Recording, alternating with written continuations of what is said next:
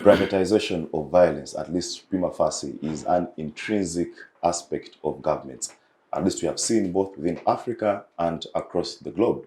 You may recall that the violence in Sudan currently is caused by, a paramilitary group named the Janjaweed, and many other countries. So in Russia, they have the Wagner Group that was established in 2014 under President Putin, and they've gone ahead to have activities across African states like Mali, Central African Republic, Libya, among other African states. So today we convene to understand their factor in the Russia-Ukraine crisis. You may recall that their leader made some subversive statements, and ever since then, President Putin has been on his toes. Well, we shall explore that and much more. And in another part of this conversation, we saw a letter by the head of state, President Museveni, making certain comments regarding the outcomes of the Bukedea LC5 election. That whereas he's happy that the NRM won, there are certain irregularities and certain criminal aspects that happened in that election. And therefore, the State House Anti-Corruption should investigate and find out what exactly happened in that election. Coming in days prior to the Oyam North by-election, we shall, understand what this means for that by-election, but also our democracy as a country. Viewers, karibu, welcome. I'm joined by a panel of distinguished gentlemen. Today we have no lady, unfortunately, but yeah, the gentlemen will do a good job here. So, to introduce them to you is, where do I begin from? The National Unity Platform Youth League is Lubega Nsamba. Lubega is also a student of Makerere University. He joins us here as a first time on the show. Comrade, welcome. Oh, thank you, Comrade Chidega. Thank you. How do you feel being here for the first time? Actually, I feel good. And it being my maiden appearance at Civic Space, I want to take this opportunity to thank the orchestrators of the Civic Space initiative. People come here and share ideas, and these are the same ideas that are cross-fertilized and cross-pollinated, then implemented in order to foster development in this our country, Uganda, East African region, and Africa as a whole. So I'm really very humbled. Wow, thank you.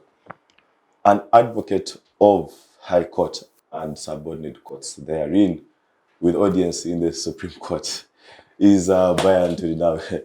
Counsel, welcome and thank you for joining us. Yes, thank you so much. I would add my voice to thank the founders of Civic Space, and I'm happy to be here, hoping for a great discussion. Yeah. Another lawyer who is yet to have audience in the High Court of Uganda and other subordinate courts is JB Ouma. JB is a second time on this show, and yeah, we are very happy to have him. Dugu karibuni.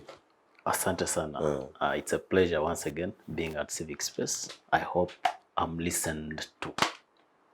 Thank you. Not heard, but listened to. Listened to. Okay.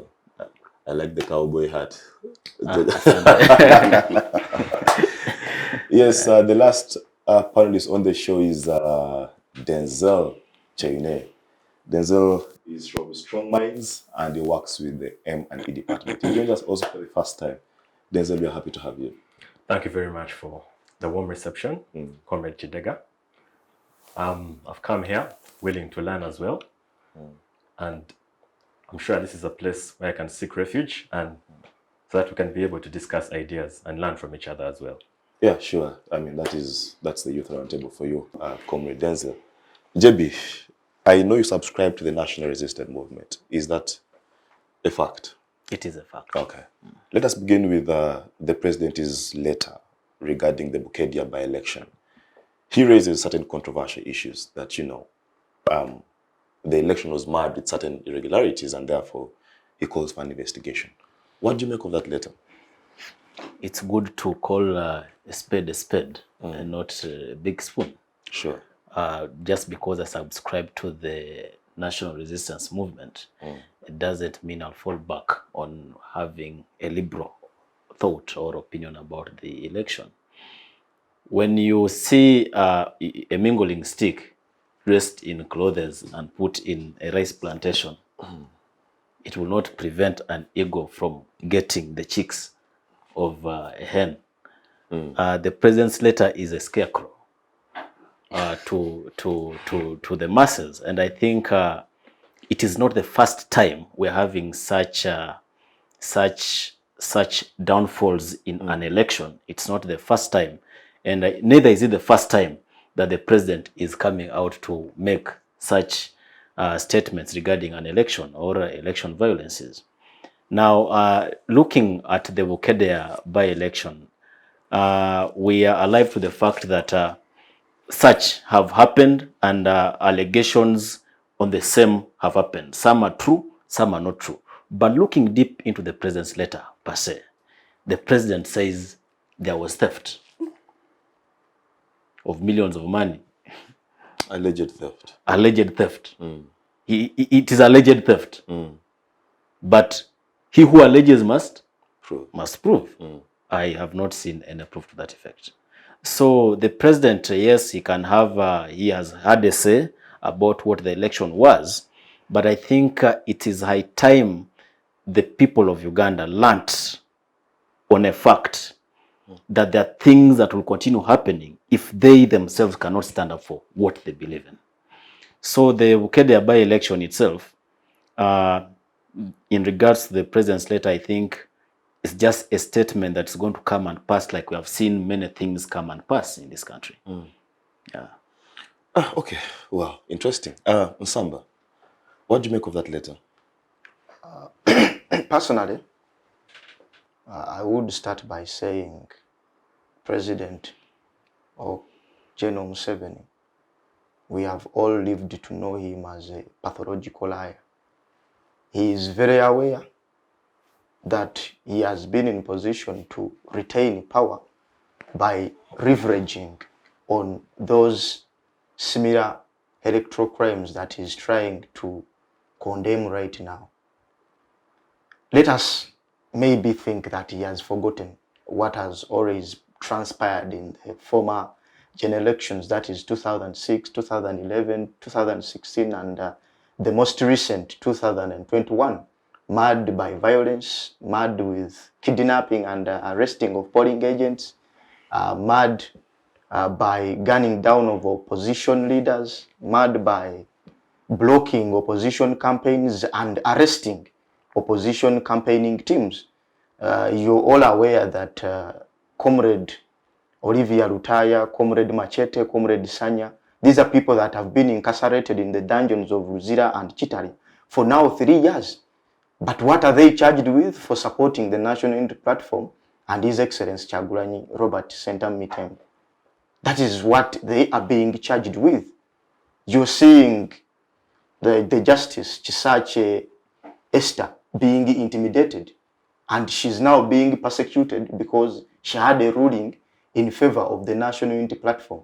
That is why she's being persecuted. Remember that the Supreme Court is the first instance court for a presidential election petition. So when her ruling looks to be in favor of the National Unity Platform presidential election petition, she's now being politically persecuted for that. Yet, you see Mr. Museveni's letter now comes up to chest thump about his care, about the quality of elections we are having in Uganda. To me, it does not make any sense, and I don't see its impact it is going to make. Brian, is the president's letter a promise of intent? I mean, what do you see it? Is it something that is meant to instigate hope in Ugandans, or you want to agree with what the colleagues are saying here? Okay, thank you so much, Comrade Chidega. I'm intrigued by the type of conversation my brothers are having, and me, I will probably take a different view from specifically what they are saying. First, I would want to state that the opposition should be welcoming of the president himself, because he now joins the opposition in that letter. He says we are being rigged. Okay, the election was tainted with a lot of malpractice, and having a view that this was an NRM election and the NRM is the ruling government, it means that he's taking a dissenting opinion from a ruling government, much as he's the chairman of the ruling government. So we need to inquire the capacity he writes that letter in. That is one. But for me, the most important thing in that letter is it cements the idea that the person of the president does not believe in institutions. Because if he's inviting the State House Anti-Corruption Committee or unit to be the one to investigate election malpractices, yet we have avenues and institutions laid down in the legal framework for them to curb such inconsistencies in elections. We have, of course, the Electoral Commission, which is the inherent body to supervise elections, and you can make complaints there. We have judicature courts, where a candidate or any concerned person who is a voter can make an application there, and these irregularities are questioned and inquired into. But having an idea that he is not a believer in institutions or institutionalization of the whole Uganda as a whole, you find that he's now inviting ad hoc committees rather than legal framed committees or avenues to investigate a proper process which undertook by the Electoral Commission and by the rules of Uganda. So for me, interestingly, it cements the idea that we as the young generation, we are supposed to look at institutional building, and we are supposed to strive for institutional building, since the old generation does not believe in institutions. By and large, I think it's commendable that he's also realizing that individuals, rather than him himself, as actually the Supreme Court has continuously said in his presidential petitions, where he is a respondent, that individuals commit irregularities, much as probably you're not the one who does, and they benefit him and he compromises with them, but individuals commit irregularities in electoral processes.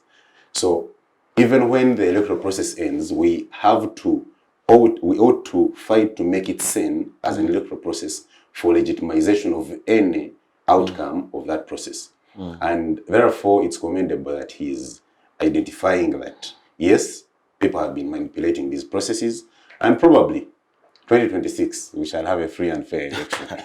Yeah, that's continues to be our supreme hope. But yeah, I agree with you. I mean, equity demands that no one benefits from an illegality. So I think if he has been benefiting from previous irregularities, then the moral authority to question the same process then is sort of put to the limelight. But Denzel, you've had the three gentlemen. What's your own view? Well, I would first start by stating that the fact that the letter was published on social media, I remember seeing it on my Twitter account and Instagram as well, under the account of the president. And then I think just yesterday in the evening, I was looking for the letter, but I was not seeing it. I was trying to catch up with it so that I can get the specifics of the details, but it was nowhere to be seen. However, I think people should give the president some due, because much has given his background, as my comment here said that he's stated to be a pathological liar. That's it's a strong accusation, and given the fact that he has said statements which he himself betrayed most of the times. But I think this is a stepping stone. For example, if you are used to someone doing something bad, and then the one time they do something good, even if you are very skeptical that, you know what, this guy cannot be doing something good like this, there have to be some other motivations behind this. Why has he chosen to do the good thing right now, out of all the other times when he could have chosen to do something good? I think the cynical spirit always comes out in the human beings, especially if you're used to dealing with someone who's crooked. And then the one time they do something good, your brain is going to be very, very skeptical of their intentions. Why are they doing that good thing right now? Why have they chosen to speak up of all times right now? Why couldn't they have done that the time before? But I also think it's really a stepping stone, because given the president, because as we know his background is a very disagreeable guy. He's a soldier.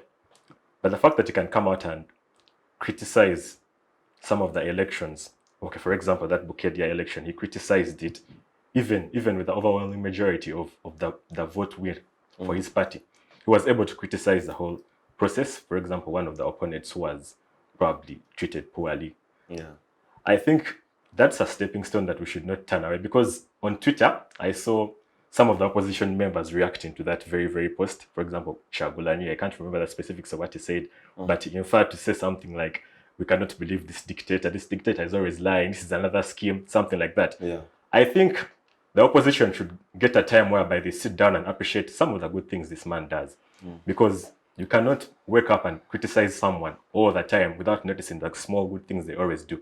Yeah. Despite the fact that you've gone through a lot to get to where you are at that exact moment. Which is why I think even if he might not really actually follow through, whether it was not an intent good act or not, I think they should reward that good behavior. They should be able to come out and publicly state that, much as I'm not in favor of what this man has done before, but at least for this one time, he has been able to criticize this in his own government, and he has been able to lay down his opinion. And for the first time, maybe we can agree on something. That's what I think the opposition should have done, instead of pillorying him, every small thing he does, even the good things. No, there's a scheme. This guy has to be up to something. Yeah, that's my opinion on that. Yeah, guys are overly skeptical about President Museveni. But JB, just to get back to you, is that I want to pick out a phrase in the letter that stated that I don't want us to go back to the crimes of 1980, where Mwanga mismanaged that election and they therefore went to the bush. I don't know. There have been so many accusations of mismanaged elections. Why is Bukedea the one election where the president is coming out to speak on very strongly? I really don't know much why the president... Is there more than meets the eye because that's where the speaker comes from? The speaker of... I don't know. Is there something more than meets the eye about Bukedea? Because, I mean, we have had so many elections. We have had so many by-elections. Yeah. But why Bukedea? And Bukedea happens to be the place where the speaker comes from. Who should be strongest card of NRM? So I don't know. Is there more than meets the eye in this letter? Yeah, there is. I think it gives us a mind to think outside the box. Just as you say that, why is it that Bukedea, that the president is having a certain level of interest as compared to maybe other places that he has not come out openly to make statements regarding to us going back to the days of the bush. So I think I don't want to read into the president's mind and say maybe he had a certain particular interest or there is a picture he's trying to portray out of Bukedea per se, but I think it's just an indicator that there is really nothing we are going to yield from his letter. He can make statements as he has made as our president, but I think it is a lesson. It should be a lesson to the ordinary voter that these violences can happen and they are there, and regardless of whatever the president is saying, still tomorrow will come. This is just another statement that he has made before. Whereas our counterparts here on the NUP side are trying to pin him on maybe the language or the tone that he's using. But I've always engaged our colleagues this side that for there to be capture or to take over administration of a country in terms of the topmost position, there must be a certain level of sacrifice. And I think this is sacrifice that the opposition is not addressing its mind to. Our Mzee and his team, whereas the Kano also was there, the Muntu were there in the bush. They made a certain level of sacrifice. But of course, that is not the sacrifice they'll make right now, because maybe the bushes are no longer there. But what more sacrifice can NUP bring on table? Are you saying can any other party sacrificing enough? It is not sacrificing enough. So what is the yardstick that they should reach for you to feel that, you know what? He needs a cross and nails. Yeah, should they have themselves? Not really, but you see, in these violences, people have said life has been lost, which is true. People have died.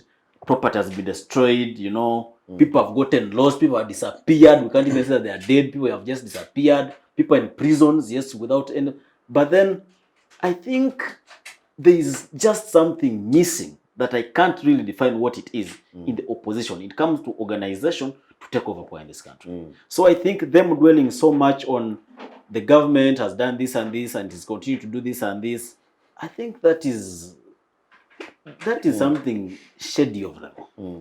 It shouldn't be. There should be a certain maximum organization to come with a certain sacrifice. Sacrifice may not really be on going to sacrifice yourself on the cross and then whatever it is. No, it means acting smart to remove this that you question to be a legitimate government.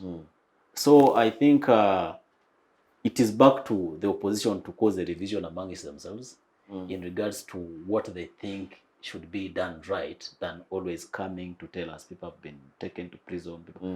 In an election, in any struggle for power, those are things that you cannot prevent. Kanu himself was in prison.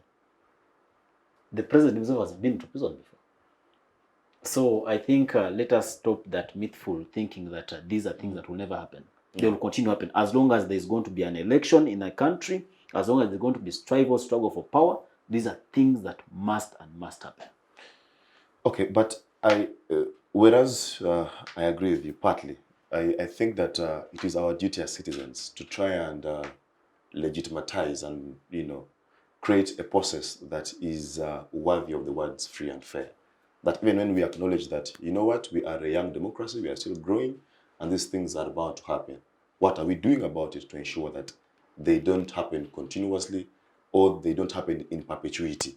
You know, so I think it is our responsibility as citizens, but also as young people, you know, because this country, we are here much more longer than those guys. But Nsamba, you know, Omar raises questions around organization. Oyam North is happening this week on Thursday. There is another by-election. Do you think that questions around organization, that even when the president is saying that, yes, Bukedea was marred with certain irregularities, should those irregularities not happen this time round in Oyam North? Do you think the NUP, even when you are competing with NRM, FDC, and UPC at the same time, do you think that if the questions in the president's letter are addressed, do you think you have a better chance at Oyam North as NUP? Thank you, Comrade Chidega. Or do you think that the issues in the letter will still happen in Oyam North, and therefore you don't expect a difference? Obviously, you've just actually removed words from my mouth. To me, I actually think the same things that have been happening. Comrades, I think we are all alive to the fact that these electoral crimes have not just started happening now. They have happened in the by-election of Kayunga, where the NUP candidate won all polling stations, and the officers themselves declared it. But when they came to give us a summation of the total results, they gave us a different number. So you can see that level of magnitude of electoral fraud that is. I agree with Councillor Omar that at least irregularities can be there. You cannot have an election which is 100% free and fair and plausible and excellent and credible. But to what extent? Which extent where someone has won all polling stations and still they declare someone else winner? We saw in Soroti East, 135 of the FDC leaders were arrested in their hotel rooms on the eve of the election day, and even on the election day. Election supervisors, the secretariat staff, including the Deputy Road Mayor, Her Worship Doreen Nyanjura, and Honorable Anna Ebaju, the woman MP of Soroti. All those people were arrested when they were trying to supervise in a way of an organized political party trying to watch over an election in which they have a particular candidate. But these are people that were arrested in Omoro. 62 of the NUP agents were arrested. Same on the eve and on the day of the election, which included the MP of Gusuju County, Honorable David Karwanga Ruchams, and Comrade Pius Jadwa. These people were arrested. So how could they be in position to take control of the polling stations that were allocated to them, yet they were in police cells? So these several events and similar events have continued to happen, even in Chisoro, even in Kasese by-election and Serere. These are events that have continued to happen, but the events in Bukedea and these other previous electoral crimes that have been happening continue to indicate either a steady death of a democracy in Uganda or a full blooming dictatorship, shameless dictatorship. That is what it clearly continues to indicate in Uganda. But of course, some of us who dream of a better and a more respectable country, we cannot afford the luxury of despairing at the face of these unfortunate realities. We must keep pushing for a better country where voices of people matter and where there is decorum in the political discourse.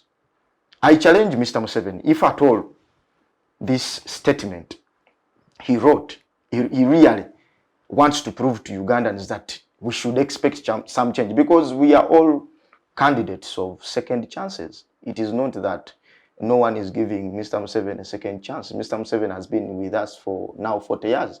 Those are 7 chances or 8 chances. So we are all candidates of chances. But this is a man who has done the same things very many times that the population has lost trust. Most of us know the magnum opus of Chinua Achebe, that is Things Fall Apart, but people have not taken time to read his other book, Anthills of the Savannah.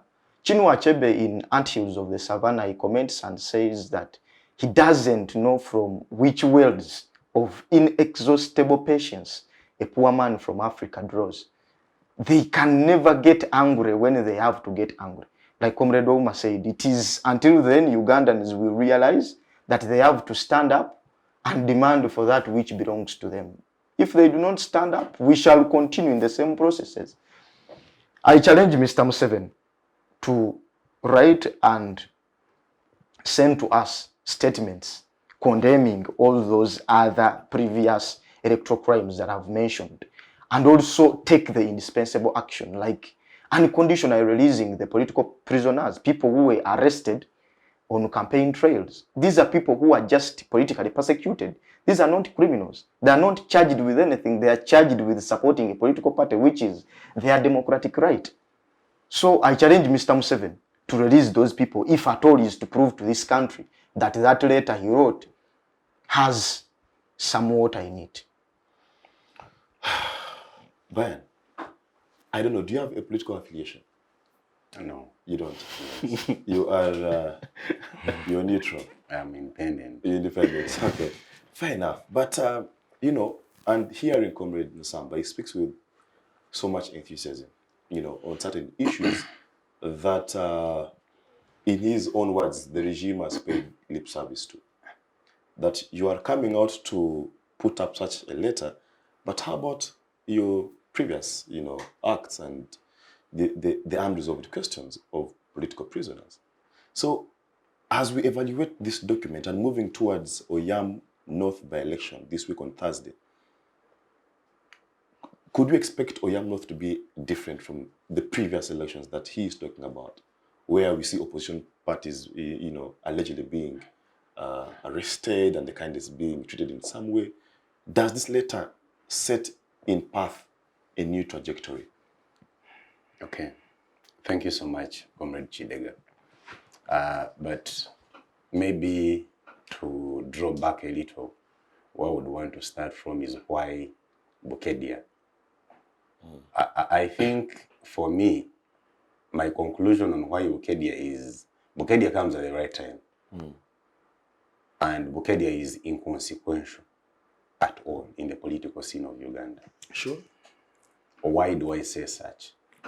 It comes at a time when he's healing, so probably he's looking around, all around the country and what is happening. So he has too much time on his table. But An LC5 election in Uganda is not anything that will question his legitimacy or threaten his interests as the president of Uganda currently, because it is so minute in the electoral trajectory of Uganda, so he finds ease to comment about Bukedea rather than commenting about an election of a member of parliament, which is so significant that can cause questioning of all electoral processes that have happened in Uganda. So it is why I say that Bukedea is inconsequential, not as a district, but as the election that he comments about. Yeah. So maybe to draw back to your questions, and I think the National Unity Platform does also not become fair. He is trying to challenge Museveni on very different things, but they have been challenged and failed on very many occasions.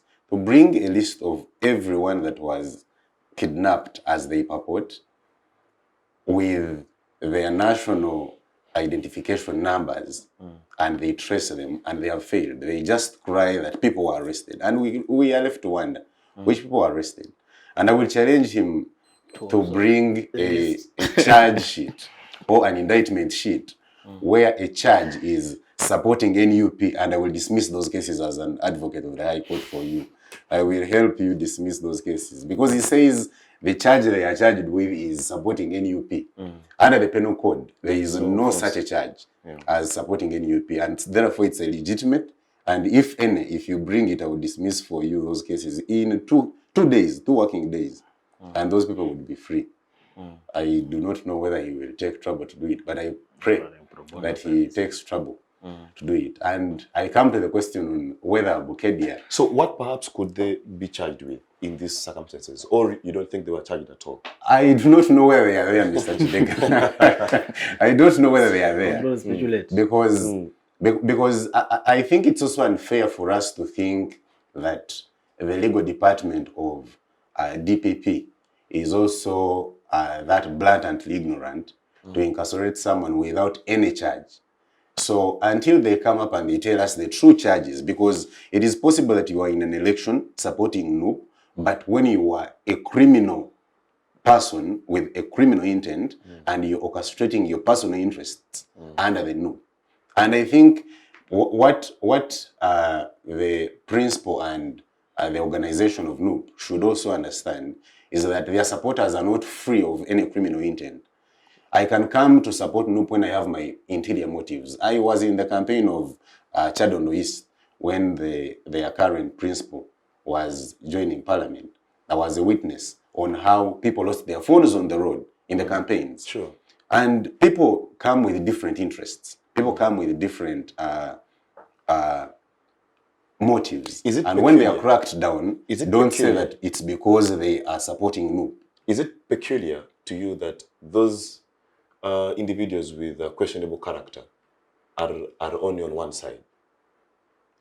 Most times, because it's an organized group, an organized group, because we have seen campaigns of the NRM, and commendable to your party, how they organize, how they ferry people, much as some of it's ferried support and paid support, but they are in groups of checked and disciplined supporters who are chanting their candidates, but without most criminal intent, really. And when groups become unorganized, people with criminal intent come in and rise and perform what they come to perform. So we should not have a resolution of that. Whether OYAM will be the same as all other elections, yes, people of NUP will still go there, make noise. People of NUP will still go there, steal people's properties. People of the NRM will still be in OYAM, and they will again rig. So it will be the same election as any other. And I believe one of the reasons why we fault the National Unity Platform is, what are they doing? Why are they beaten twice? Why are they beaten thrice? Yet the Englishman says, once beaten, twice shy. Why are they being beaten thrice?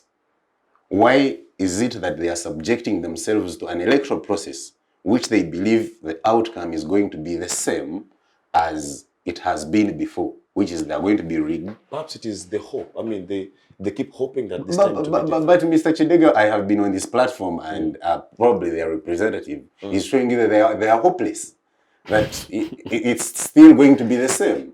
They are not even saying that we are hoping to transmit a message of hope. We are hoping to castigate probably the dictator. They are just saying we are hopeless, it's going to be the same. If they came with a different approach that we are going to do something in this election that's going to benefit the electoral processes that are to come, probably would listen to them. And that is where, for us who believed in the person of Chiza Besigye, they found us in the person we believed in, saying there is no hope in these institutions. I have been here before, I have contested, and I have seen that there is nothing that you can get out of an electoral process. So let us organize in different ways rather than diverting the attention and legitimizing people who are not supposed to be legitimate, but giving them an opportunity. What other different ways could there be? Other ways are, for example, that are not extra constitutional. They are, for example, not participating in an election. If they said we are not participating, probably because you cannot participate in something you do not believe in. If you believe food there is poison, you will not eat it. So boycotting an election, then probably the next election would be free and fair. So what does your boycotting have to do with changing the kind of electoral processes? Because you see, because we have seen NUP boycott so many parliamentary sittings, but I mean, has the boycott yielded something tangible? Even Raila boycotted an election in Kenya. What did it yield? Yes, Raila in 2017, the after the Supreme Court. Yeah, he said there was a... So I think Raila boycotts at the wrong time. Raila boycotts at the wrong time. Raila boycotts at a time when he has spent public resources going to a public court and overturning an election, and he comes back and falls back and he says, I am not participating. So personally, I believe Raila boycotts at the wrong time. Yeah. I am not saying that boycotting is the only option. I am only saying that do not bring hope to institutions when there is no expectation of justice in those institutions. Don't come at a point when the leading person is saying there is no hope in the judiciary. For example, the Supreme Court, you don't expect justice when you petition. And then for you come and say institutions work, and you make a petition and then later withdraw it. We are saying that when we are saying Electoral Commission does not have the authority to organize a competent and true election, and you come and say, do not say that elections do not work when you have contested for 4 times. Those are the things we are talking about, and their identity as an organization as NUP. And that is why we sympathize with the person of the president when they call him a pathological liar. Yet they are the pathological liars too. Because so everyone is lying. Because you cannot say you don't believe in a process and you subject yourself to it. Yet a person who does not believe in it is saying that, please no, it won't change anything when you subject yourself to it. Rather tell people that institutions are not working in Uganda, and people look at probably breaking them and building them again. Because we have seen that when Ugandans lose hope, that is the trigger of the revolution. Check the 1970 archives. Thank you. Fair enough. Denzel, let me get to you. If you look at the president's letter, he appears to be a complainant, an aggrieved party. All right? Now, I don't know. President Museveni was not a party to this election. There were individuals who were parties to this election. FDC had a candidate. Is it peculiar to you that the FDC candidate did not lodge a complaint before maybe the courts of law or before the DPP or whatever it is, but the complaint is coming from a side that should be rejoicing? So I don't know. What does this say about and this goes back to institutions, the belief in institutions, because ideally FDC, with all these complaints being put out, they should have been able to, first of all, have witnessed them, then secondly, have lodged a complaint before a competent court.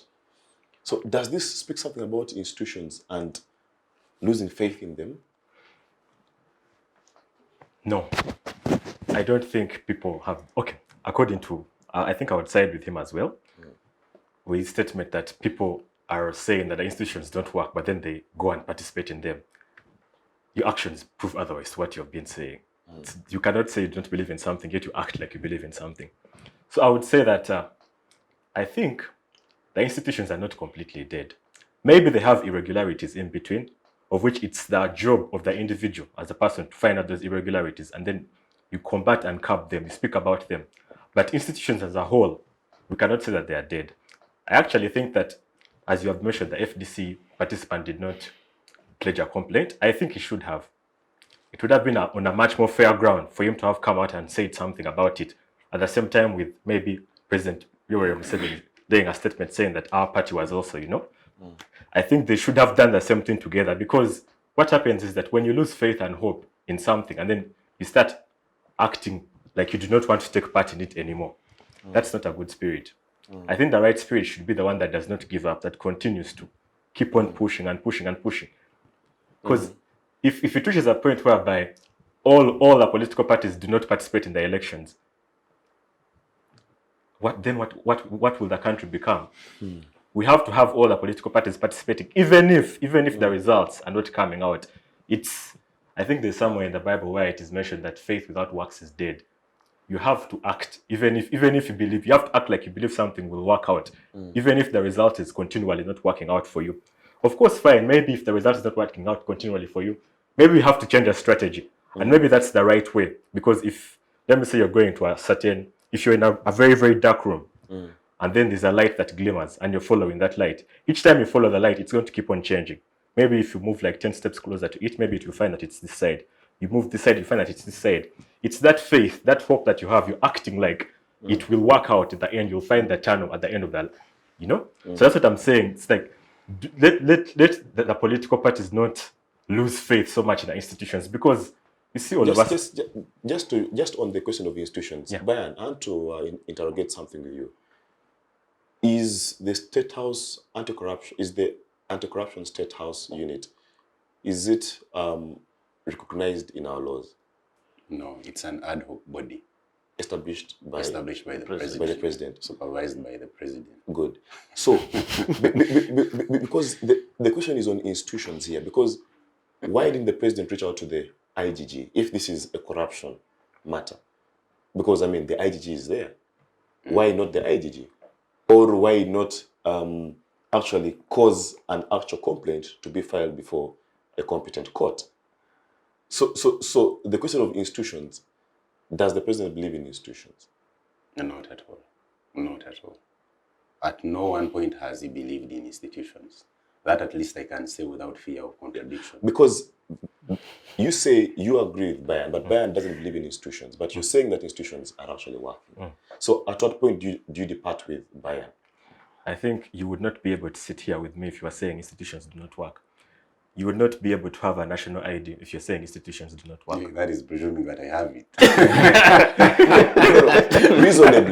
Reasonably, any adult now must have bears a national ID. Yes. But it's an institution. Reasonably. You went through school. That was an institution. You want to tell me that the whole school structure was not working for you not to have been educated up to where you are right now? Institutions in this We need to define institutions. And you see where I depart with him and where he departs with me is the belief that because elections are being mismanaged, we should continuously participate in the elections with hope.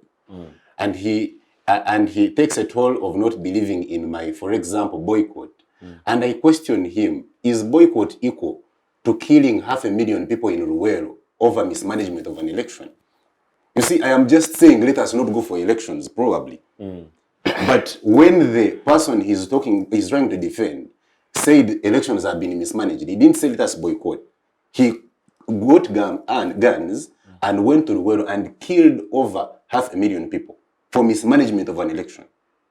So that is why I depart with him entirely.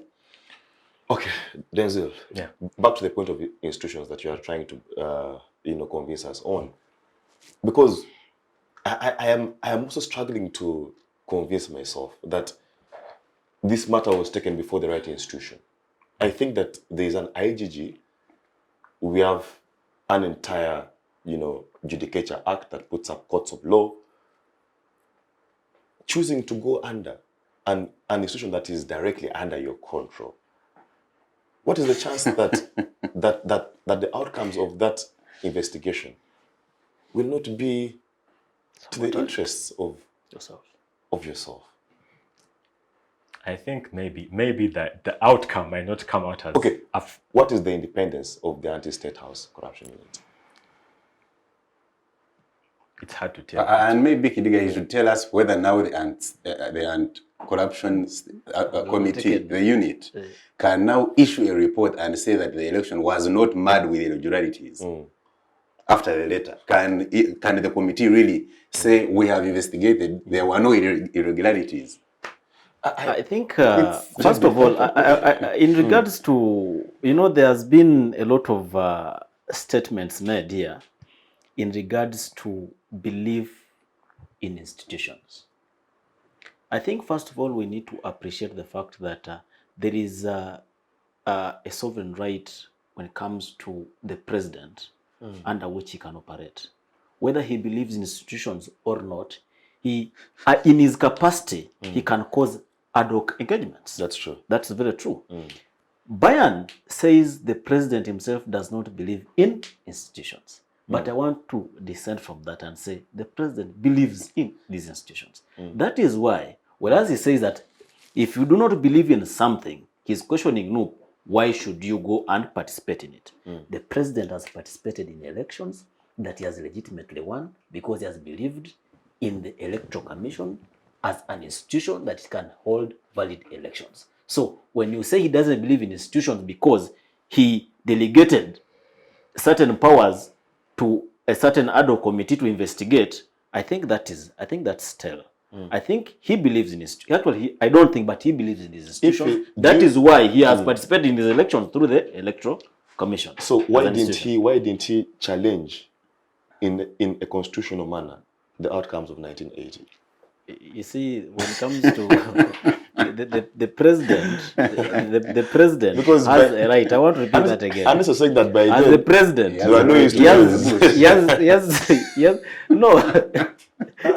Now that is the sacrifice he decided to take. No, I want to say that is now when he realized that if at all you say he didn't believe in this institution, then he saw it valid to move out and go and use other means, other mechanisms.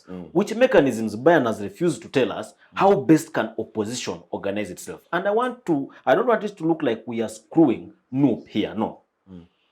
All opposition political parties in this country, I think they are smartly dressed, but there's one thing missing. Panties. They need to put on their panties. So when it comes to decipher that for us? Pardon? Could you break that down, like the panties in the political presentation? It looks like the principal of NUP is going to come forward and is going to say we are going to move a dictator, and there is a structure, or there is a well-made structure through which wants to remove the dictator, which we are not seeing. He said he believed in Kiza Besigye. That means he no longer believes in him. Now, those are some of the challenges that opposition faces. There's going to be a certain chunk of youth tomorrow that are going to say that we believed in the principal Chagulanyi. We no longer believe in him. Now, why? With us, we have from day one believed in our principle. We have from day one organized, and he gave merit to us. That no, we flag ourselves high, we sing our praise. Yes, because that is what is happening in our house. Yes, whereas the house right now has taken in a lot, we have a lot of support, we have got a lot of people. But then I think there are just certain mysteries that we need to solve within ourselves. But when it comes to opposition, all opposition parties, one thing I've always repeatedly said, Comrade Chidega, once there is need and desire for change of government, the best revision the opposition should go through is unity. Once we are seeing a national unity platform, but not until now that we haven't seen any tidbit of a uniting what? Opposition. This beats my mind. And even if someone wanted to fall for them, it becomes complex. Whereas we are struggling to maybe merit our government right now, having spent about 36 years in power. I think they're also struggling to merit an opposition that is hardly 10 years. So, and I think that is terrible. That's terrible for opposition. Now, So perhaps they should borrow from the National Rainbow Coalition of Kenya that brought in Mwai Kibaki. exactly. 2002. That was when Raila said Kibaki, tosha. Tosha. And indeed, they saw someone coming into. But this myth of syndicating, people are saying that the NRM is doing this and this, government is doing this and this. How structured are you? How best structured are you? Because right now, the most structured political party in this country, we like it or not, is NRM. Whether it has its challenges or not, it is the most structured party. I think I agree with that. Arguably. In this country. So, for you to have an organization that this time around we are uprooting, for you to uproot someone, it's not a one-day thing. And this goes to all opposition parties. If they're really interested in having a merited government, in having a change in this country, in having maybe elections that are next to free and fair, I think there is a lot that needs to be done. We have seen them on V8s, and they are going to these campaigns and chanting that. Which structure does the NRM have? Oh, we have. You see, when we talk about structures, Mr. Kidega, we are talking about an establishment with control. The structures of NRM are powerless. They have the youth structure. They are powerless. Yes, they might be there, but them being there and having power is a different thing. If you're powerless, then you're not a structure. No, that is why we are saying IGG. Do they have power to mobilize? Really? Then it serves the interest. If only it serves the interest of the president. I dare the SEC to sit right now and say Museveni should not contest in 2026. Or Muhoozi should stop campaigning. They are powerless. You see. So it's not a structure. It is something that exists but does not have power. And if it does not have power, then it's powerless. And it takes me back to how he's defending and saying that he believes in institutions. If he believed in institutions, he wouldn't be calling out for cadre judges. Why would you need cadre judges if you believe in an institution of the judiciary? Why would you be having your friend to your in-law as the Attorney General ofUganda? Why would you be having a cadre judge as the Chief Justice, as the Chief Justice of Uganda? So sincerely, we all agree. But also, we have had the likes of Justice Kakuru, may he so rest in peace. Yeah. Esther Kisache, who have on several occasions had dissenting opinions. My brother. Are they also cadre judges? My brother told you the events of Esther Kisache. I think in the political dilemma, we must understand that any politician, you see, one thing I've observed in our country, we have gotten many leaders, we have gotten many politicians, but there are few who are both leaders and politicians. And now that is an art that the opposition is failing to understand, that Museveni is both a leader and a politician. There are some statements you'll make, like that one you made mention of, but is it really his intention? Is he really not aware? You see, Mr. Is it really healing something? Is he really healing something? With the identity of the party of the NRM, they want to tend to make us believe that the problem of Uganda is the Ugandan opposition. No, the problem is the NRM. The problem is not the opposition. So stop shifting goals and discussing a different issue. You see, the opposition has not been in power for even one day for us to think it's the problem. The problem, why we have poor roads, it is the mismanagement of funds that goes to Ministry of Works, probably. Why we have corruption is because of the people that are in government. Why we have poor service delivery is because of the people that are in government. And the opposition is not in government. So much as we talk about the incoherence of the opposition, let us not now have a different discussion over Uganda. Let us have a discussion that is oriented with the basic knowledge of administration. I want to dissent myself. I want to dissent myself from whatever he's alleging. I want to bring, just in a minute, I want to bring in Samba and him. Yes, you can go ahead for just a minute. You see, when you say that it is government, you're questioning government. It is government. For us to understand the administrative structure or for anything like that. It could be a policy or how based things are questioned, whatever it is, corruption or whatever it is. We have gotten committees that question these things from the onset when it comes to parliament. And in this process, opposition is equally involved in this. Opposition is equally involved in this. We are not going to question justice in this country when the current Minister of Justice is from the opposition. It's from the opposition. So let us not I've not heard that Mao is NRM. He is still DP, isn't he? He's President General of Is the Democratic Party. He's part of the ruling party, but is he the ruling party? No. So opposition is to a certain extent equally involved in this that they are accusing. Even Jimmy Akena is UPC, is opposition. Jimmy Akena is opposition. The current IGG, Betty, he was what? She was, but then appointed. So I think, whereas we may question a certain lot in NRM, which we may not dispute, because it's like in a society you have to expect people, thieves, you have to expect good people, any kind of person. But I think it also befalls back to the opposition. What more can they put on the ground? Do they have solutions? One thing I've always compared the Kenyan politics to Ugandan politics, especially opposition, to try to compare the two, because the opposition in Kenya is going to come with a solution. That with us, whereas the financial bill is saying this and this, we are proposing A, B, C, and D. I have, in rare occasions, seen our counterparts on the other side, you get, coming on board and saying that, no, this is an alternative solution.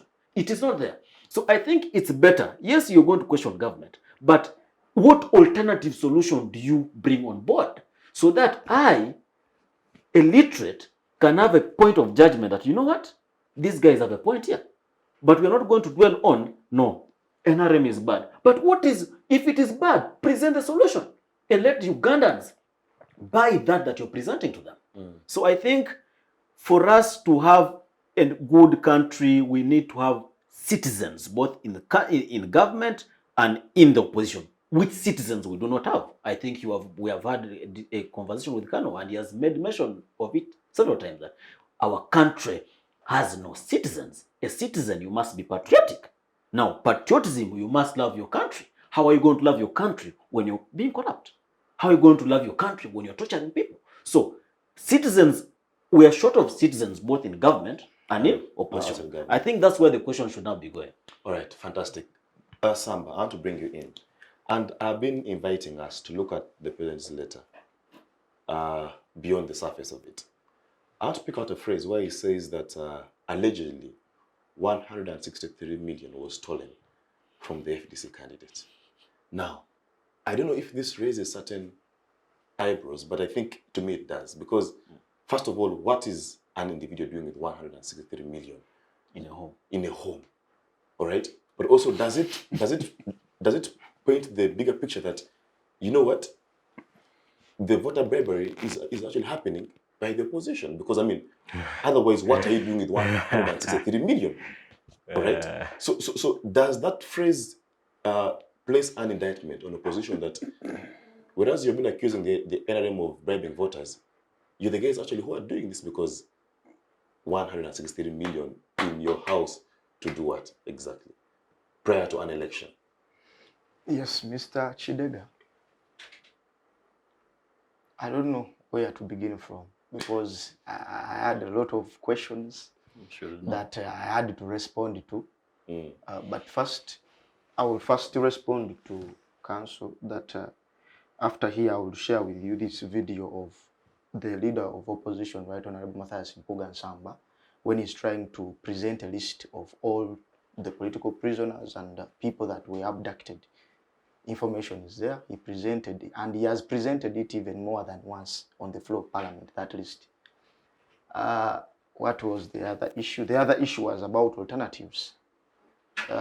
We have the alternative budget, a human rights approach budget. It was out there before the nation budget was released. Maybe you didn't follow up. All the things are there. Alternatives are there. The opposition is giving us alternatives. You also talked about why the FDC candidate in the Bukedea election has not yet put in a petition. that man 6 days ago, is it Oita, Sam Oita, he has joined NRM. 6 days ago, that man joined NRM, and we saw pics with the Mukula, the chairperson of NRM Eastern Region. So I don't think he had any other importance of him lodging a petition, yet he had already joined the ruling party. Comrade Chidega, I don't know if there is any law that prohibits one to have that amount of money in their house. If there is, then we condemn. I don't know, counsel. There is no any law. So I think it is okay for someone to have any amount of money. So let us not try to earmark anyone that they are. Even the Anti-Money Laundering Act does not mention it. It does not have a limitation on having any type of currency At all. or So I can have even in my pocket. So it is no problem, it is no criminal for anyone to have 193 millions at their home. So let us not earmark them for election bribery They were taken as exhibits. and so. So is it peculiar to you, Samba, that someone had all that money prior to an election? Because let's be honest, let's not be disingenuous on this platform. 163 million, you guys. I think the most money I've had with me is like I don't know, like 500,000. That is you. Yes, but I mean having 163 million to do what exactly is the question. And you were not campaigning. This one is campaign. So Yes. was that money meant to procure an election?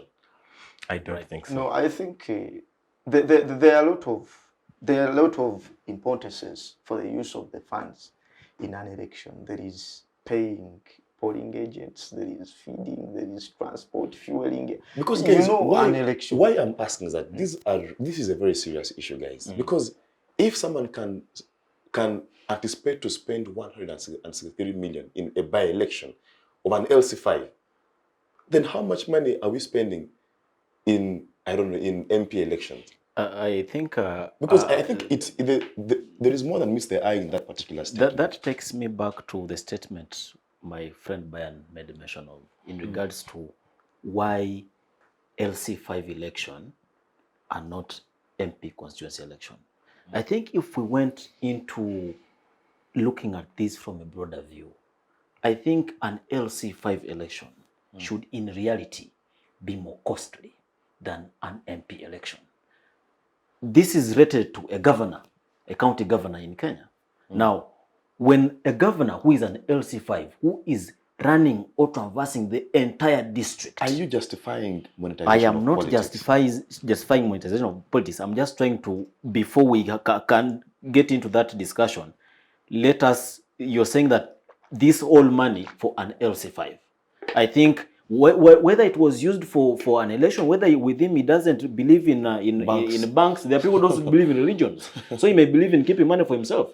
But I think an LC5 election is a broader scope of an election than even an MP election. Just because I don't know how our government has managed to narrow them to look as if an MP is above the governor of a district, but in reality, the governor should be above the MP. So when it comes to money, holding money in a home, I think we are just assuming what the money would have been for, but the person in possession of this money, who also had the right to hold this money, is the person in the best position to know what this money was for.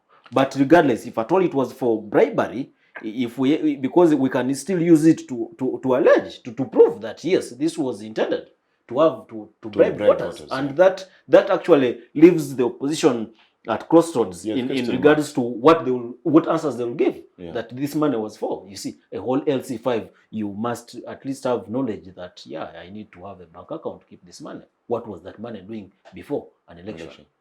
So Samba, as we take a short commercial break, I insist that whereas the opposition seems to point a finger at the NRM for using money in politics and elections and etc., I still ask this question, and I ask it very honestly and genuinely, is that, honestly speaking, having 165 million in your house 2 days to a general election, a reasonable man guys, this money was meant for something else. And you are a participant in And that a election. participant in an election. So does this unpack the hypocrisy about the opposition?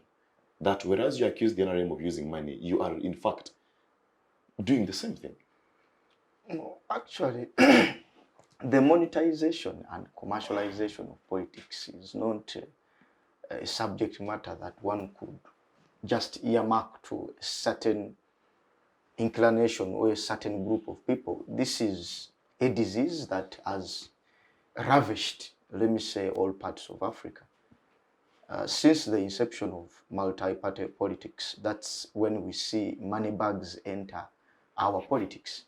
So, to a certain extent, surely, I do not want to make claims because it will just be an allegation, surely, if we say that he was going to use that money for election malpractice. It is clearly an allegation. We cannot prove it. Because I don't think we can deny anyone having, someone can have their money. Sure. Someone can have their money. It will also be an allegation if we say the money was his just for keeps. Someone's money was stolen. The only concern you have is having it. Why did he have it? Because we are speaking about the mens rea. Because for you to commit an electoral offense, you first must premeditate it. Yeah. For you to commit voter bribery, you must first have the money with you, then you can go ahead to procure the voters. So we are examining the mens rea, the mindset of this individual who had all this money at that point in time. No, but yeah, I think his mindset was meant to commit an electoral offense. I think that is something now which needs to be institutionalized, because I don't think that there is any amount of money that our constitution or our laws say that if you're going to stand for member of parliament, you need this amount of money. However much you need 3 million for nomination and 20 million for presidents, but you need to fuel. You need to pay polling agents, you need to pay election supervisors, you need to pay a lot of things for you to be in position to engage successfully in an election. So money has no, there is no tie that has been put. You know what, as you're standing for LC5, you should have 10 million. Like there is no tie that has been put. You see, my point is that if the police today found me holding a knife in front of my home, they would probably just ignore me. But if they found me with a knife at around 10 p.m. walking with it, the same knife, at night they would probably apprehend me and caution me, right? Because at that time, why?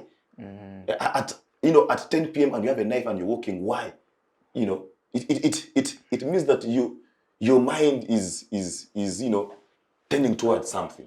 But at that time, they'll be like, I know it's probably. So I think the best point defense is that for opposition. It puts question marks. I understand. Having all that money at that particular point in time, given the context of the processes around it. I understand. We cannot avoid that. Exactly, but actually that is the time to have the money. Because to buy voters. No, not to buy voters. Because I don't know why we are inclining to the buying of voters. But I'm trying to draw it to your attention that there are a lot of activities that indulge in an election. Because you might find someone pays their polling agents 5,000. The other one pays them 50,000. So it depends and it varies. So to me, that cannot be an issue, because when you are in an election, which elections have been commercialized, we all know you need to have money to pay for all those things that, leave alone for buying the opposition voters. is richer than the government, because with us, NRM gives people, I think, that 1 million when they're going for the elections, but opposition is giving 100 and not. No. We are different short commercial break. And to the viewers, just don't move a muscle. See you after this break.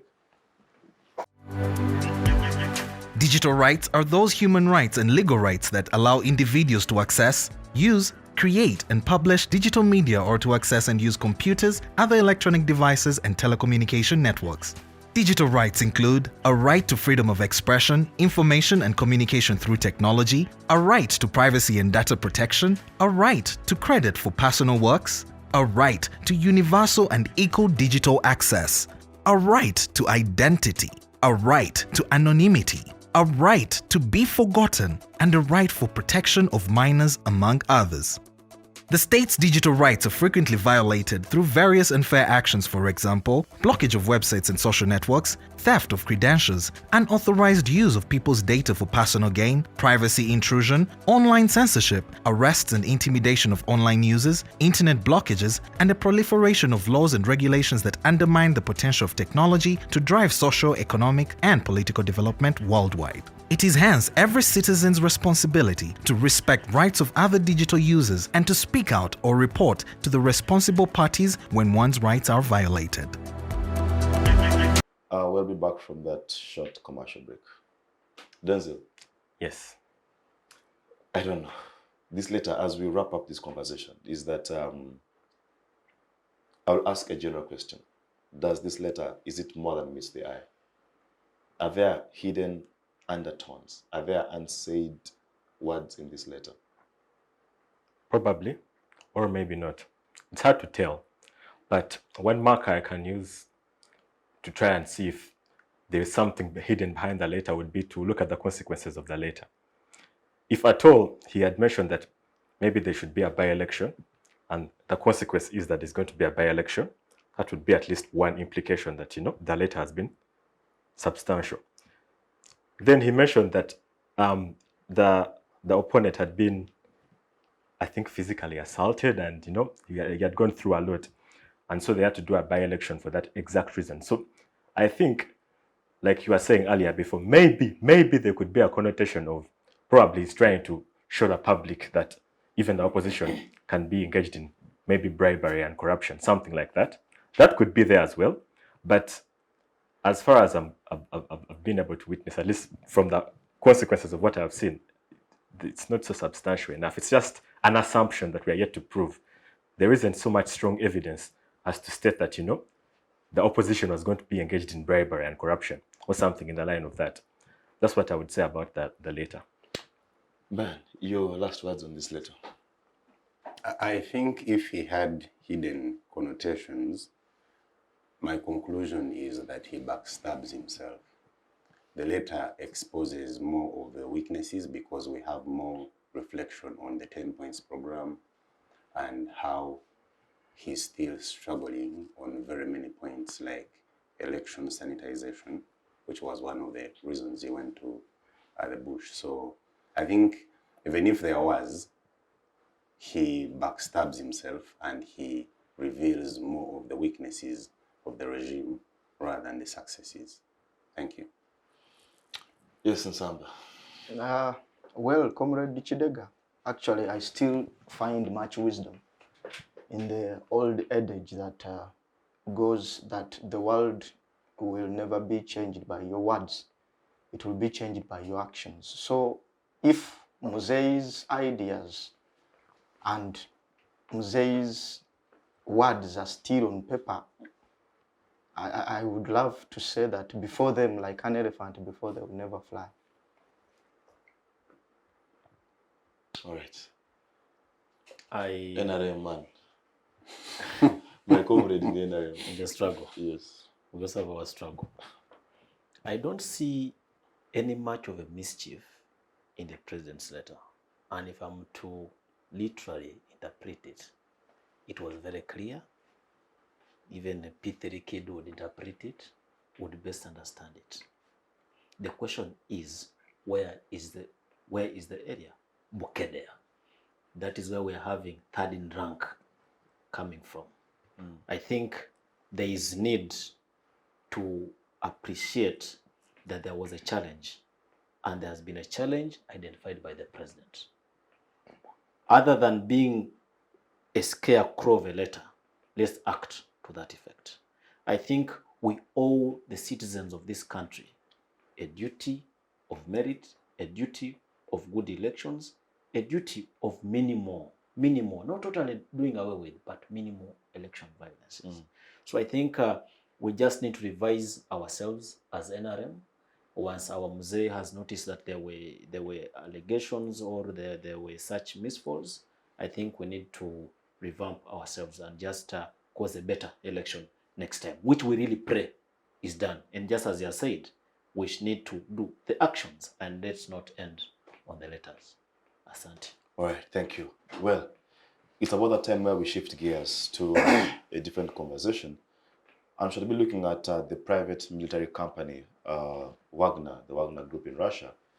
But the bigger picture is the idea of privatization of violence and how governments use private militias to influence foreign policies and use, unorganized groups to influence certain battlefield decisions out of their countries.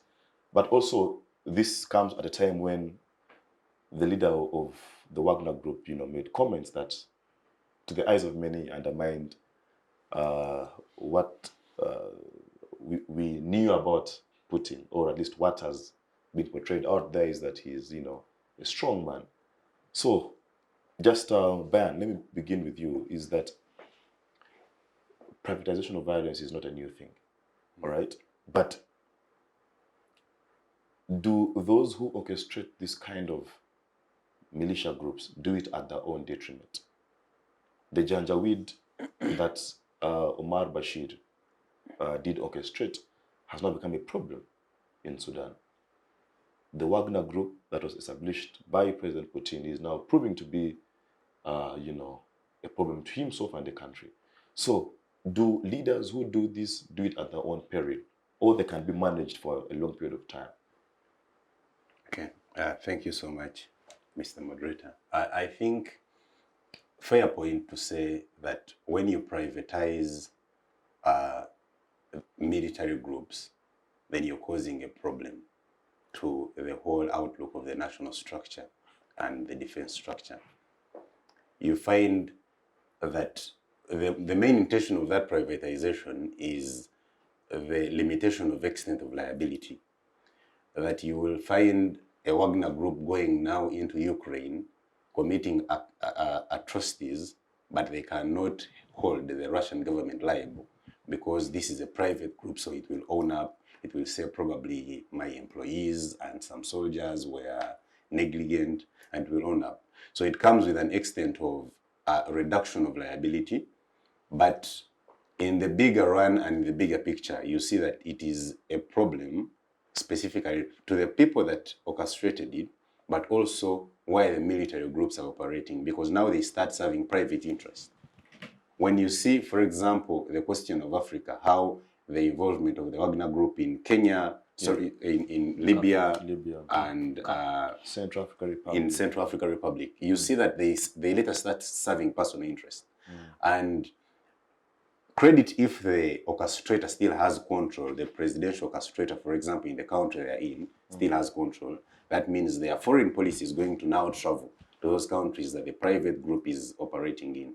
So it's credit for them, but of course not credit for the receiving countries, the receiving country of the private military group. So it has two ways to look at it. If I looked at it as a person who is a Putin supporter, then credit to him when it works in certain countries. Because, for example, Ukraine, Putin is going to go away with the little liability from Ukraine.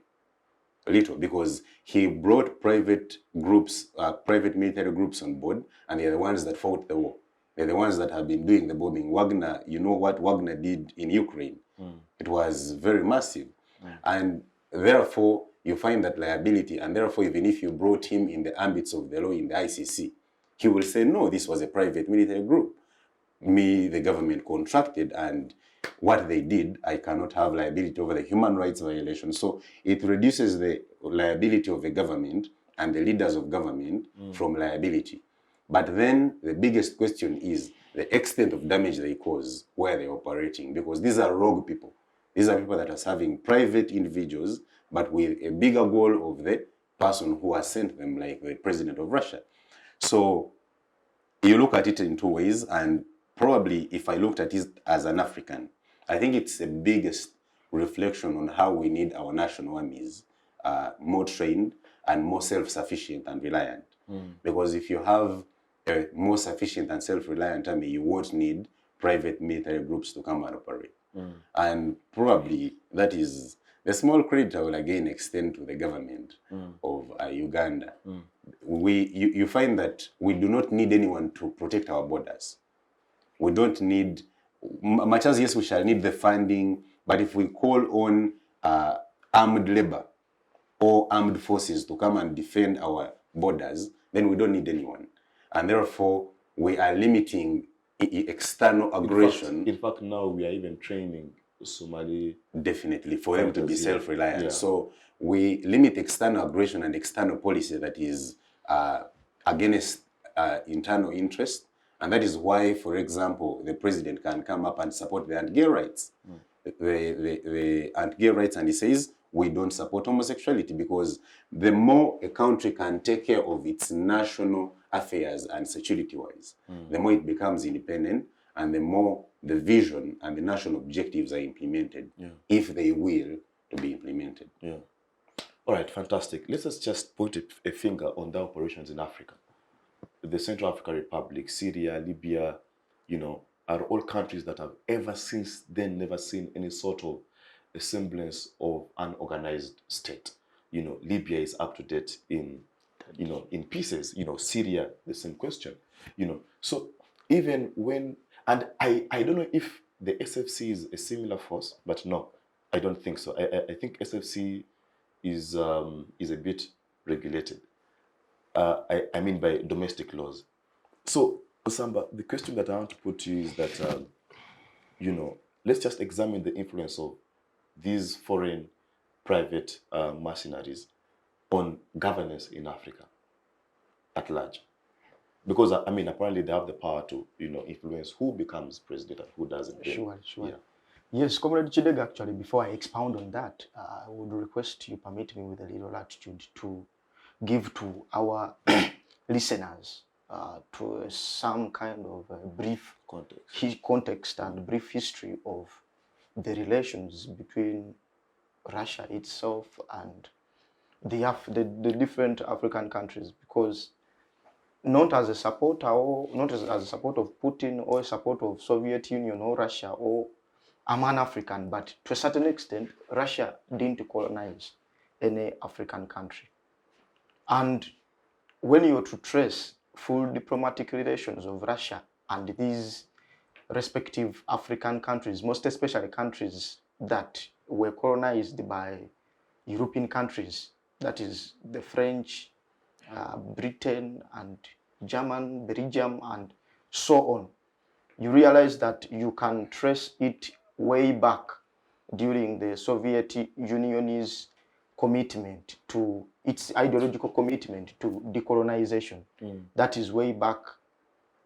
It also speaks to the influence of the Russian Revolution in 1917, to the rise of African nationalism, where the Bolsheviks led by Lenin defeated the Mensheviks led by Alexander Kerensky and established communism in Russia.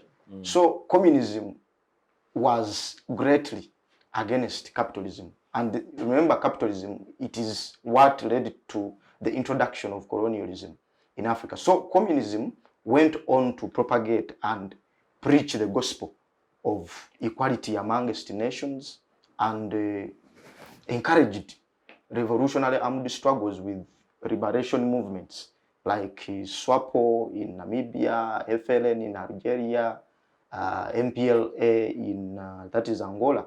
And back in the days, historically, they supported them through financial and militia supports. So that history is important for us to appreciate how these militia and mercenary groups come into Africa. We all remember the people of Mali last year. They were all jubilating and waving Russian flags and cheering when, upon deployment of these Russian mercenaries and the announcement of the withdrawal of the French troops from Mali. So you realize that these mercenaries have re-emerged at a stage when there is a growing discontent against Western countries, most especially France, to be in particular, because France is seen as continuing a policy of imperialism through its financial policies, through its conditioned support, through its humongous profitable business deals. And most African countries were disillusioned to look at China as an offer or as an alternative to these European countries.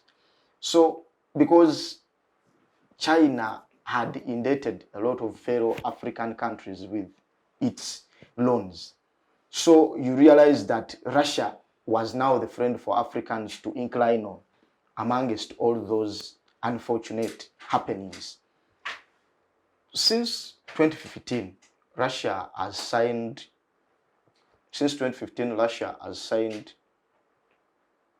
more than 20 military agreements with African countries. And currently, Russia is the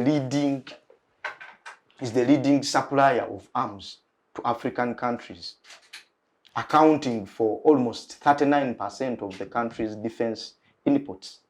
That is Russia, how it is now gaining a lot of influence in this part of the world. 30th of June this very year, the foreign minister of Russia, Sergei Lavrov, in a foreign policy statement, he clearly noted and said that the staying of Wagner Group and its operations in Mali and Central African Republic were clearly on these countries. They are the ones that contacted these private military group to come and give protection to their leaders. That is why the current president of Central African Republic, Faustin Archange Touadera, owes his life to these mercenaries, that they protected him during an attempted coup d'etat that was in 2020. So they really believe that these are their friends, and clearly they do control politics and governance in Africa in that way, because they do control their establishment, and their being in your country clearly shows you that they can give you direction on whatever they want you to do. And if you do not do it, they are trying to show you that actually we can use force to make you do what we want you to do for our own interests. Because one would ask themselves, why is Russia still unshaked, even amidst these stringent sanctions that have been imposed on her by the economic superpowers and its expulsion from the international market? Why is it remaining unshakable? To me, I would answer it that they are directly exploiting resources, natural resources from these countries, which their mercenaries are directly trying to portray a picture that they are trying to help them to train their armies, that they are trying to protect them, but actually they are not protecting them. Last weekend, that was the 25th of June, Al Jazeera reported and shared satellite images of the Wagner exploitative operations in Ndasima gold mine. That gold mine is almost worth up to 2.7 billion. And they are in control of it, and they are exploiting all the gold. Which gold mine exactly? Ndasima. It is called Ndasima gold mine in Central African Republic. And they are exploiting gold from that mine. So, which has enabled Russia to remain unshakable even amidst these economic constraints that it is facing right now. Wow, very, very elaborate context there. JB, Brother. privatization of violence is not a new thing, but the sinister motive behind the whole grand picture that is put out there, is what we're here to examine. But I want us to focus now on the implications of the Wagner Group. One, does it undermine Putin's, grip on power? That is one. But also, does it set in a new precedent that, now you can undermine power in Russia and get away with it? But two, the implications on Africa's politics. Like he has mentioned the aspect of resources, but also the governance bit of it as well. Thank you so much, but it's important to thank my noble comrade here for being a good teacher of history, brother. Man has engaged us and has taught us, and I appreciate. True. Yeah. It's when in regards to, you see, the challenge and the scope of operation of the private military company, especially in Africa, leaves us with the biggest question of, do we need them? And if we need them, what are they coming for? And if they come here, what exactly are they doing? Now, the implications of how much they're venturing into Africa. The Wagner Group, of course, at first we observed that it is being an ally of government, of the Russian government, and it's causing all those detriments to in whatever Russia is intending to do in other countries. The biggest question is, I think, Africa still has a lot of lessons to learn from all these kind of operations. When these armies come in the name, as he has said, in the name of training the Africans, engaging us militarily, giving us those tactics, what is their intention? What is their intention? Bayern has made it clear that, and he has appreciated the government, that we have built ourselves militarily, that we see currently no urgent need to seek for any military support to protect our boundaries. Now, this scope should not only be to Uganda. Can we go further? East Africa. Can we go further? Africa. Why are these people coming in the name of military training? He's talking about a gold mine being washed away. What is pretty between training us and gold? What is more precious? Training us about what? I think Africans should learn to present solutions to themselves. We need to learn to present solutions to our problems.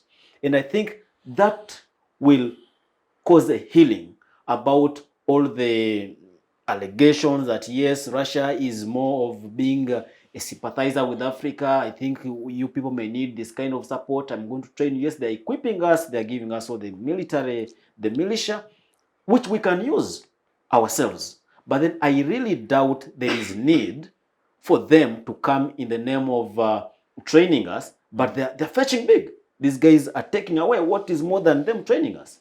So it should be a lesson. And I think if at all, as most of about a good percentage of African states being military states, I think it should be a discipline for them to have a military discipline that, along having military discipline, there is more to protect than just being militarily strong. Those are the resources. Worldwide, it has been appreciated that Africa is more blessed and endowed with all these beautiful resources, ranging from gold, whatever it is, all things, copper and so on and so forth. And now the Central African Republic becomes a mother to all this, almost. It becomes a mother of all this. So I think we should refuse the pretense of any foreign state coming to Africa in the name of protecting us or training us, but in reality, they are fetching big from us. All right. Denzel, is that there is an ongoing war between Moscow and Kiev, all right? And the Wagner Group has been a very big factor in that war. They have, in fact, been the biggest orchestrators of the violence, all the bombings and etc. So the same group has now undermined the power of the president of Russia. Are we beginning to see the Russia-Ukraine war beginning to subside? Because if you have a group that is now beginning to challenge the powers and they're saying that, yes, we are here fighting, but we also don't think we are fighting for the right cause, So do you think eventually the Russia-Ukraine war is going to begin to settle down as a result of the Wagner new developments? No, I don't think so. I actually think President Putin has a very close relationship with the Wagner Group because it's a private military company and it's based in Russia. That's one of the reasons which I would base on to say that there is no way this war is going to, go down simply because a faction which is part of the whole Russian mafia is now speaking against the state, and then now the president is going to crumble down. No, I actually think it just gets stronger, because what you ought to know is that, as you have stated, Wagner is a private military company. And that means that anyone who has the resources or the money or who brokers a deal with them could easily use them. Just like you could also argue that the Russian state might have also employed them to do their activities in Ukraine. But I heard that after that scuffle, they brokered a deal with the president of Belarus, Lukashenko, and I think he's now employing them to do something. I didn't really get the whole politics behind that. But as you have seen, they normally take work from the same, according to Wikipedia, somewhere I read that they don't seem to be ideologically motivated, but the people they tend to work for tend to be at least former states of communism, because they are normally based around that area. And even in the places where they're deployed in Africa, it's always those countries whereby there's an ideological battle between, let me say, the Western Bloc and the Eastern Bloc. But however, I do not think that the simple fact that maybe they undermined the leadership in Moscow, which I really doubt they really undermined. I mean, the guy just came out and said statements. I don't think that was really undermined. But fine, the fact that they might have undermined the leadership in Moscow, I really doubt that it's going to, push the war to one end and, maybe Putin is the one who's going to lose out and all that. No, I actually think Putin is a very firm person. And it's important to note that out of all the presidents that Russia has ever had, Putin is the most sensible. And I think he's the most fairly, how can I put it? He's the one who's more fairly able to go onto his own word. Because as we've seen, it's actually our Western allies who keep changing their deals that they brokered with Putin, he himself. Because I think it was about, not so long ago, Putin had a very good relationship with the Americans. I mean, Bush used to call him to play golf with him. Even Obama used to come and visit him. Like, they had a really, really good relationship. It's until these guys, protruded and they tried to push the Western Bloc closer and closer to the Russian state. Then they brokered their own deal, which they had made, that NATO would not be pushing eastwards anymore. And it is such a statement which, for example, my friend here was calling President Museveni a pathological lie. It is such statements that make people lose faith in people, because you can say, let me say, for example, President Museveni, when he said the problem of Africa is that presidents stay in, power for so long. Then after like some years, he's the one going against his own statement. So it is such statements that really break people's spirits. And as you can see in this case, we can say that maybe President Putin is the one who's being broken, because he had brokered a deal with these guys that NATO had stopped where it had stopped. It was not going to conclude any other European country. But as you can see, these Ukraine guys wanted to join NATO, and he couldn't have it. He can't have guys of NATO on his own doorstep there, because, I mean, they could deploy their weapons, and the next thing you know, it's easy to attack Moscow, and the next thing you know, maybe the Russian state is falling, something like that. So I do not think that Putin is going to back down, or that it's going to weaken the Russian state. I actually think it might actually make it stronger, because it's a private military company. As my friend here was mentioning, that it gives them plausible deniability. For example, I can hire them, and then they go and work there. And then maybe if I'm called to account for the crimes there simply because those guys are from Russia, and maybe their company is based in Russia, I can easily say that it's a private company. Even you can hire them. I mean, Americans, you could pay them your money, and then maybe you situate them in Congo, and then they do their work. But however, one thing I should add on with these private military companies is that they tend to cause more harm than good in the long term. Because in the short term, maybe things might seem to be a bit stable, but in the long term, things always broker off and they go southwards. Because there is one which I know, it was another private military company. It was based in South Africa. It was called Executive Outcomes. It was, I don't remember who exactly founded it, but it's a point where there was a guy called Mad Mike Ho. I used to call him Mad Michael. They actually made a movie about him. That's a guy who used to lead that whole. He was responsible for, I think, 3 coups in the Seychelles. And it was so funny. I think you guys should go and read more on that story, because what happened is that he helped one of the guys that paid him, helped one of those guys go into government. After helping that guy, the opposition paid him, and he had to bring that guy down again and put the other people back into government. Then after that, at some point, he actually took over the whole thing, he himself.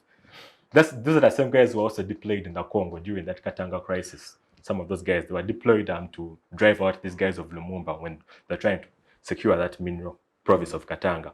Those are the guys who were employed as well. But then the problem is that they tend to cause more problems in the long term than in the short term. For example, they destabilize. Because if you wanted to know the real intention of these private military companies, first of all, you would have to see that, they destabilize governments.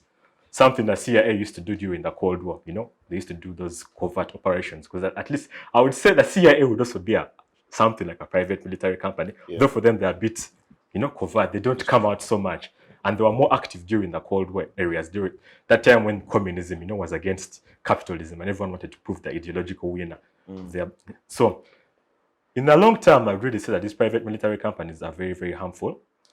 However, there can be laws to regulate them, because I also don't think we can, completely eradicate them, because I'm a person who believes in capitalism, and I believe that, if there is a private military company and maybe it's owned by someone, maybe it can be hired to do some good, but it should be regulated. Now, like, for example, I think there was a 2001 UN mercenary law. I don't have the specifics on it, but there are countries which explicitly refused to sign that, America inclusive, and I think some other African countries left it vague, and South Africa also did not really sign it, because now the politics is in a constitution. People don't want to give way so that these things are banned. That's why in South Africa, there are still very many private military companies and they can still be hired. However, what I know is that in Russia, they are illegal, though Wagner is still there. So it's a sketchy thing. It's not so clear. But overall, long term, those things tend to be very harmful. And, because if you look at the intention of what they do, first of all, they destabilize governments. Maybe they kill people. And, many people are displaced. They don't stay in the same areas. It is hard to really get them to account for it. Yeah, and you cannot get them to account because they're a private military company. And even finding a person who hired them can also be difficult, because, I can work up and pay those guys, and it's our contract between us. You go and work there. I've paid you your money. What else do you want? You just go and do your job. That's it. All right. It's a bit of a gray area, because, if I'm to look at it from the law of contract, then can someone be contracted to carry out an illegality? Are those contracts void ab initio?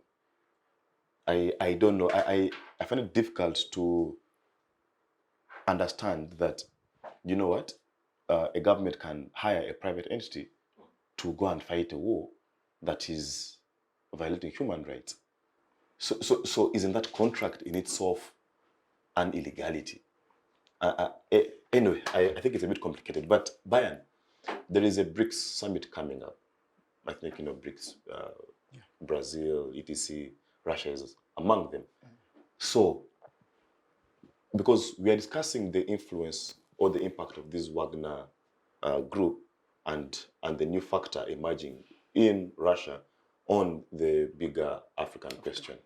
So, countries like South Africa, which are African, are also part of the BRICS. India. So,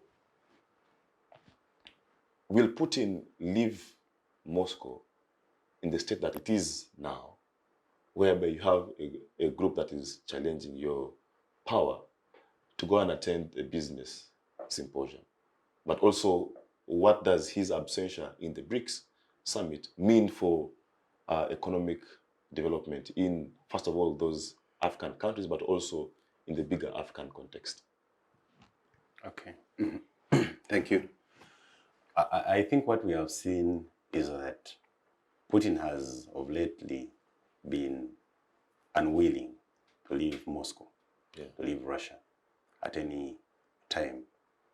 But what we also have to have in mind is that the countries that are relating with Putin and Russia are also unwilling to probably put sanctions on him, arrest him, or hand him over to any group.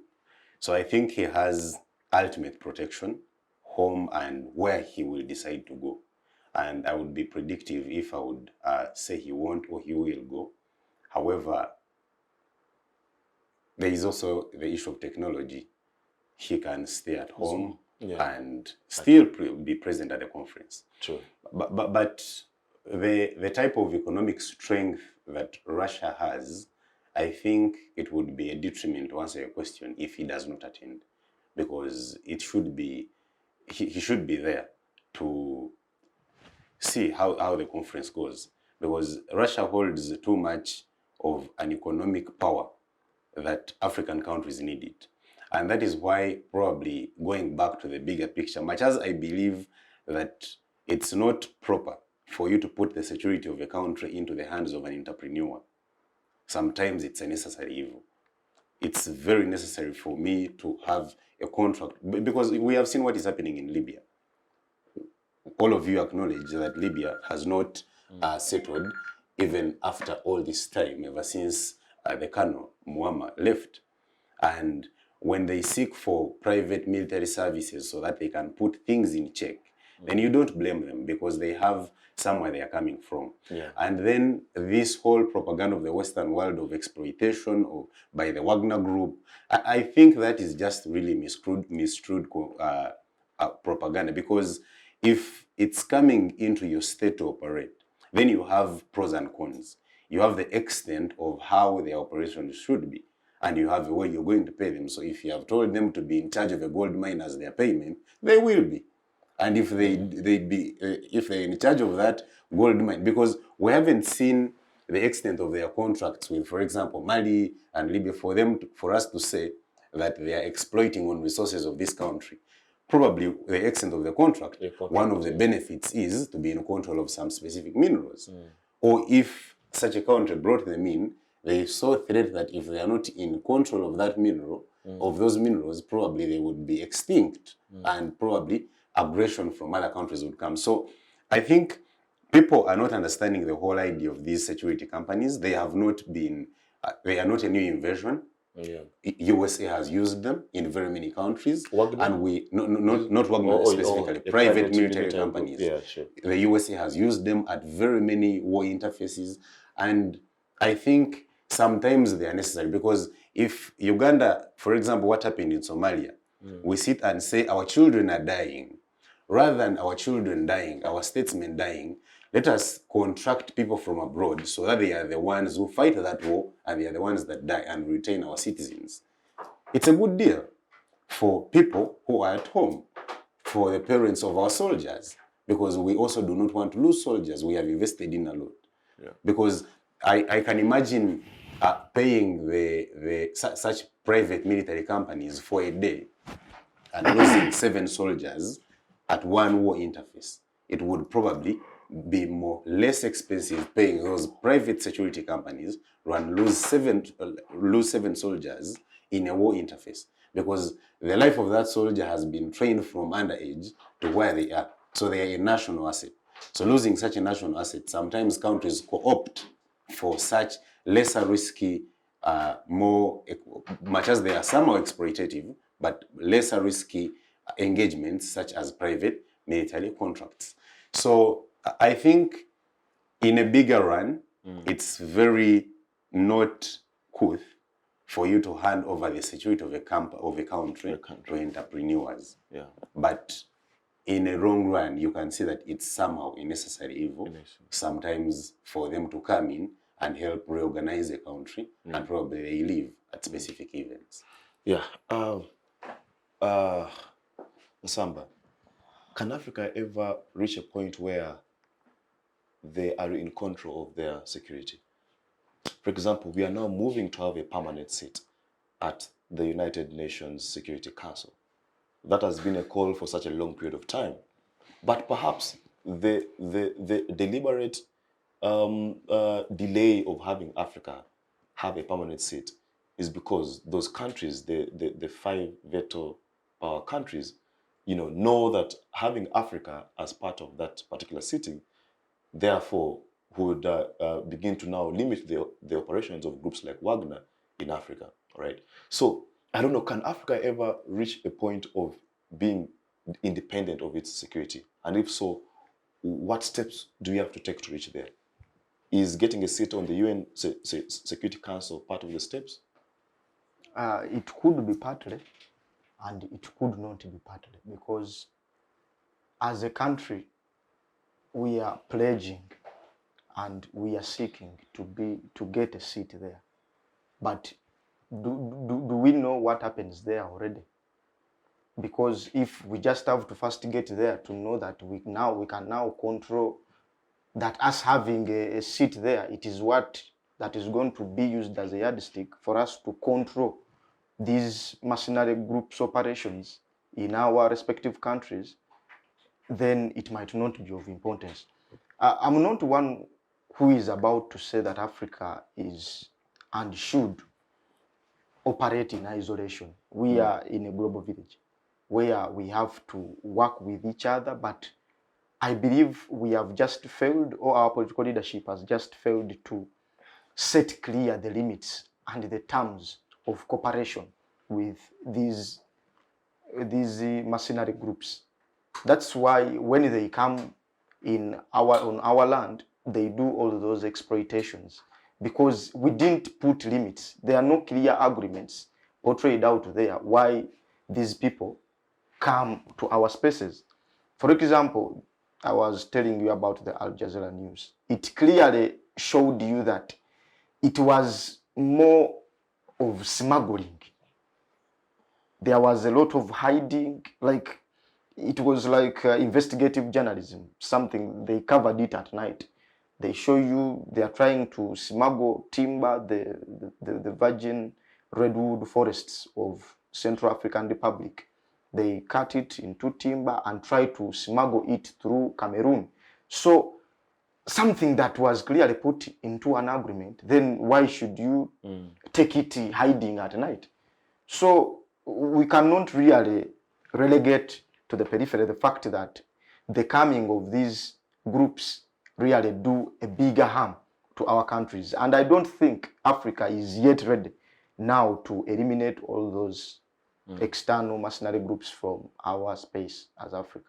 And maybe what I forgot to say, I think for us to be more optimistic, Africa should see this as a business opportunity. Because over and above, we have been the mercenaries. We fought World War I when it didn't concern us. We fought World War II when it didn't concern us. The only difference is we were offering unskilled labor.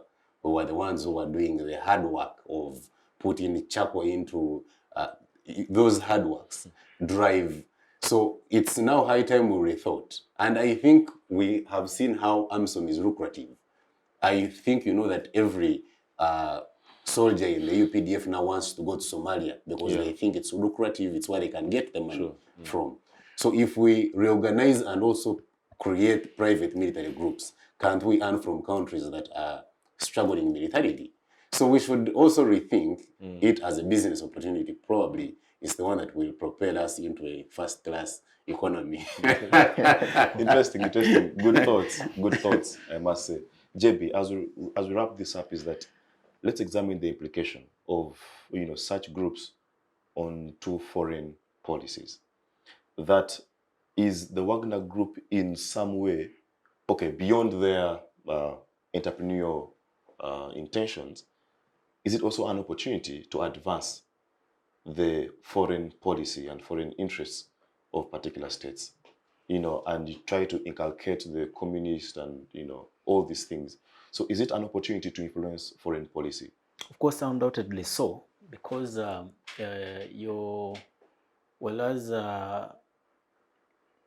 these are all tactics of any supreme leader like Putin. If he has interests in, that's why I was saying earlier that we need to examine. Yes, we could have contractual agreements that define really what someone is coming to do, but at the end of the day, sometimes there could be a mind beyond that contract. There could be something pushing that contract. When Putin is coming to South Africa or is coming to Africa for the business arrangement, he himself has a mission as his country. And just as he said, we are operating in a global village. Now, everyone has got interest in this global village. You can never know. I can come in the guise of I'm offering security. I could come in the guise of, yes, it is in exchange of whatever minerals you're saying. But at the end of the day, I want to cause an impact. I want to speak big. I want to have influence. I have to broaden my family, that it has to extend towards Africa. So any Western or any states that have gotten bigger power, like let me say Russia, it has intentions to, of course, extend its policies just alongside the business. It's buying us off to be with it, that when it sits on table, Africa is with them.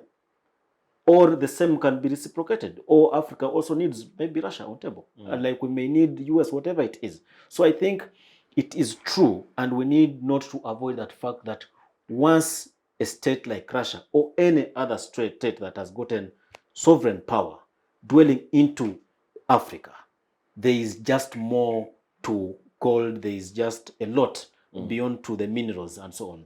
They are also extending their policies. So I think it's vital to put that into consideration. Fantastic. But our time is fast spent. Oh. You will say that in your parting shots. We have to be out of this place in the next 3 minutes. So I'll give you all 30 seconds to give us your parting shots, but I'll give you a minute because I have a final question for you, which is that, is Africa, amidst this contest between the West and the East, which has, of course, been there for a long period of time, is Africa the equilibrium? Is it the balancing factor? In some sense, yes, and in some other sense, no. I think Africa just happens to be caught between two warring ideologies. They just happen to be in the middle, because on this side we have capitalism, on the other side you have communism, and it just happens to be in the middle. Now, people tend to find for the influence of the African countries within. For example, let me say the Russians, they would try and bring maybe the communist ideology inside into Africa, and maybe these guys would bring capitalism. Though overall, I would say that the best idea always wins, and in my sense, it has always been capitalism. All right. Yeah. In 10 seconds, your parting shots. I'd like to say that this has been a fruitful discussion, and I look forward to having more of these discussions. Thank you. Yeah. Ben, in 20 seconds, your parting shots. My parting shots are that Uganda's biggest problem is not the Wagner Group, but rather I understand when the moderator says he identifies with the NRM, the biggest problem of Uganda is mismanagement of our resources as a state. So rather than mostly dwelling on the Wagner Group, the moderator should take us to a discussion of how to manage our resources correctly for them to work for the populace of Uganda, so that we have better roads and better service delivery. And by that, my brother from Nu probably will join you people, since me, I'm not yet political. Thank you so much. Wow, interesting. Yes, Isamba. Thank you, Comrade Chidega. First, I thank you for the invitation. Thank you for deeming it fit to have me on this civic space. It is a very good platform. It has been a very insightful discussion, very good deliberations, a lot of learning, relearning, and unlearning. I'm looking forward for more invitations. Thank you. Yes, JB. It has been a great pleasure being here once again. But then to the young people out there, regardless of their political affiliations, it is just discipline that we constructed ourselves into believers of what is right and not what is wrong.